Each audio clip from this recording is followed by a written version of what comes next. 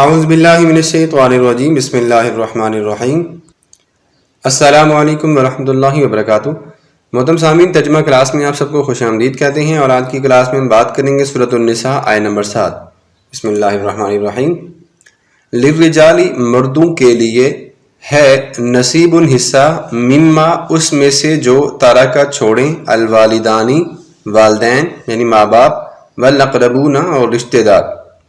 للرجال نصیب مما ترک الوالدان والاقربون، جو ماں باپ اور رشتہ دار چیزیں یا حصہ چھوڑیں اس میں سے مردوں کا بھی حصہ ہے۔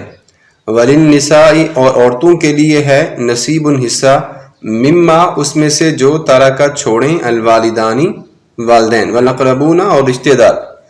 وللنساء نصیب مما ترک الوالدان والاقربون، اور عورتوں کا بھی جو والدین اور رشتہ داروں نے چھوڑا حصہ ہے، مما اس میں سے جو قلّ تھوڑا ہو، او کثر منہ اس میں سے، او کثر یا زیادہ ہو۔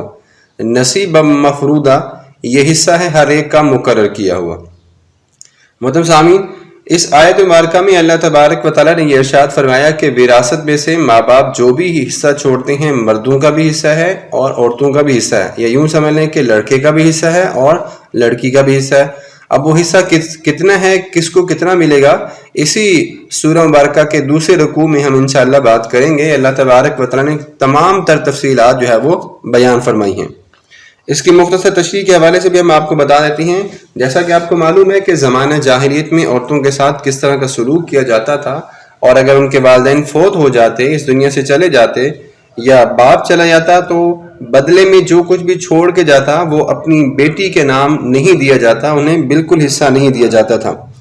زمانہ جاہلیت میں بھی باپ اگر کوئی حصہ چھوڑ کے جاتا تو عورتیں اس کی وارث نہیں ہوا کرتی تھیں۔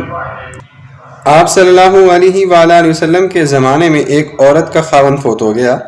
اس نے نبی اکرم صلی اللہ علیہ وآلہ وسلم سے آ کے کہا، یا رسول اللہ صلی اللہ علیہ وسلم، میرا خاوند فوت ہو گیا ہے اور اس نے مجھ کو ایک بیٹی اور ایک بیٹی کو بھی چھوڑا ہے، اور ہم کو وارث نہیں بنایا۔ اس کی بچی کے چچا نے کہا، یا رسول اللہ صلی اللہ علیہ وسلم، یہ عورتیں نہ گھوڑے پہ سوار ہو سکتی ہیں، نہ گھاس کاٹ کے لا سکتی ہیں، نہ دشمن کا مقابلہ کر سکتی ہیں، اور نہ ہی کما سکتی ہیں۔ تب اللہ تبارک و تعالیٰ نے پھر اس آیت مبارکہ کو نازل کیا کہ مردوں کا بھی حصہ ہے اور عورتوں کا بھی حصہ ہے۔ اس لیے اللہ تبارک و تعالیٰ نے فرمایا کہ حصے میں سے یا جائیداد میں سے کسی کو بھی وہ نہیں کیا جائے گا، چھوڑا نہیں جائے گا، یا ناحق نہیں قرار دیا جائے گا، اسے مال ضرور ملے گا، چاہے ماں باپ جتنا بھی حصہ چھوڑ کے جائیں۔ اب اس کی تفصیل جو ہے وہ آگے آئے گی انشاءاللہ کہ کس کو کتنا حصہ ملے گا۔ اگر ہم بات کریں تو اس آیت مبارکہ میں اللہ تبارک و تعالیٰ نے خود یہ ارشاد فرما دیا کہ مرد ہو یا عورت کوئی فرق نہیں، جائیداد میں سے دونوں کا حصہ ہوگا۔ ماں باپ جو بھی چھوڑ کے جاتے ہیں، چاہے ایک بیٹا ہے، دو بیٹے ہیں، ایک بیٹی ہے، دو بیٹی ہیں، جتنے بھی اولاد چھوڑ کے جاتی ہیں، ان کو ایک وراثت ہے، ایک شریعت کے احکامات ہیں، اس کے مطابق جو ہے وہ حصہ ملے گا۔ حضرت ابن عباس رضی اللہ تعالیٰ عنہ بیان فرماتے ہیں کہ آقا دو جہاں صلی اللہ علیہ وسلم نے فرمایا، فرائض اہل فرائض کو لاحق کرو۔ فرائض کا مطلب ہوتا ہے کہ وراثت کا علم۔ قرآن مجید میں ورثاء کے مقرر کردہ حصص کو فرائض بھی کہتے ہیں۔